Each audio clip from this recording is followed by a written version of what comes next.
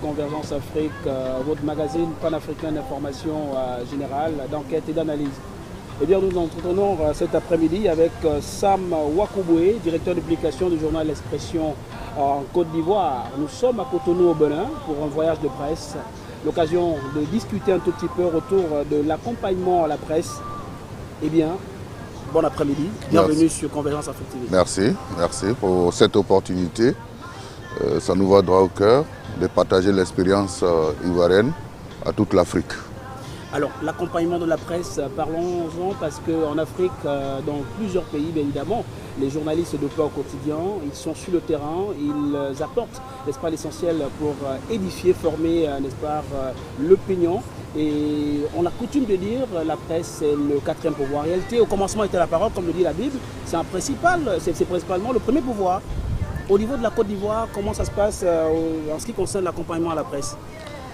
Ok, merci de cette opportunité que vous me donnez. Comme j'ai dit tout à l'heure, je suis M. Sam Wakouboué, comme vous venez de le dire, pas seulement directeur de publication du journal L'Expression, mais surtout je suis le porte-parole du secteur des médias, des syndicats du secteur des médias. Et on a 11 syndicats dans le secteur des médias en Côte d'Ivoire, que ce soit dans le public, y compris le privé dont je suis le porte-parole. Donc je suis un acteur premier et clé des discussions autour de l'accompagnement des médias en Côte d'Ivoire.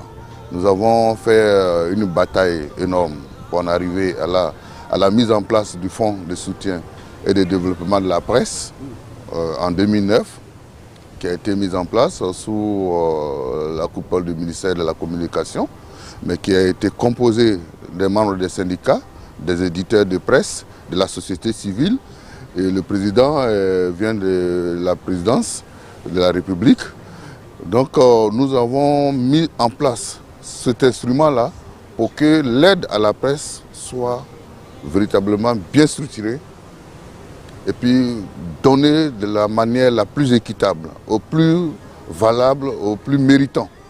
Donc depuis cette époque, l'État de Côte d'Ivoire injecte au début, en tout début du FSDP, c'est un peu plus d'1 milliard que les médias ont reçu.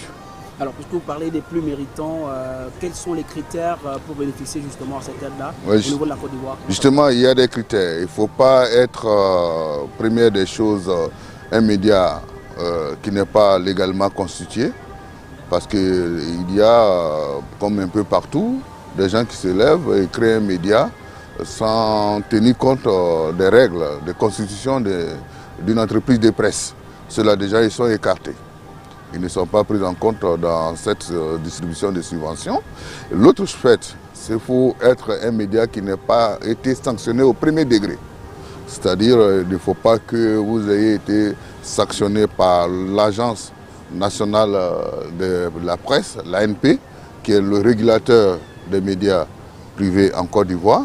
Il ne faut pas que vous ayez été sanctionné au premier degré. C'est-à-dire que vous ayez un frein à la règle de l'éthique et de la déontologie, et que l'ANP vous ait sanctionné. Ça, c'est très important. Et il faut que vos journalistes soient légalement et de façon la plus légale payés. Voilà. Nous avons en Côte d'Ivoire ce qu'on appelle la convention collective du secteur des médias, qui a établi une grille salariale. Donc il faut que vous rentrez au niveau de cette grille salariale et que vous respectez les salaires que vous donnez, qui sont établis par cette grille salariale. C'est tout ce tout-là qui vérifie l'Agence nationale de presse et qui vous rend éligible et remet votre dossier au fonds de soutien et de développement de la presse.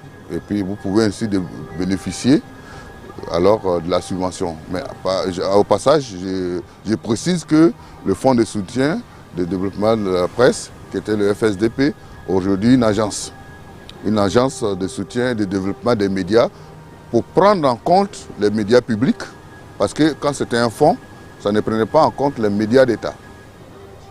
Aujourd'hui, étant une agence, ça prend en compte les médias d'État. Directeur de publication de l'Expression journal en Côte d'Ivoire. C'est un plaisir. Alors, on va évoquer certainement, parce qu'on a parlé de la survie de la presse, et c'est un secteur que nous maîtrisons le mieux en tant que journaliste. Alors, en dehors de la subvention de l'État, des fonds d'aide à la presse et tout ce qui tourne autour, les journalistes qui bénéficient du moyen roulant, qui bénéficient du matériel, dont les caméras, les dictaphones, etc. Et ainsi de suite. Alors, Est-ce que le marché de la publicité est bien organisé en Côte d'Ivoire? Comment est-ce que l'organe de presse arrive à bénéficier de la publicité? Comment ça se passe? Alors chez nous, le marché de la publicité, vous savez, les entreprises qui font de la publicité sont des entreprises commerciales. Voilà, ce sont des entreprises qui veulent une plus-value financière dans leur business. Donc, de suite, elles s'intéressent aux journaux, aux entreprises de presse qui ont plus de visibilité. Alors, il s'est avéré donc que l'Agence nationale de la presse, l'autorité nationale de la presse, l'ANP, fait sortir chaque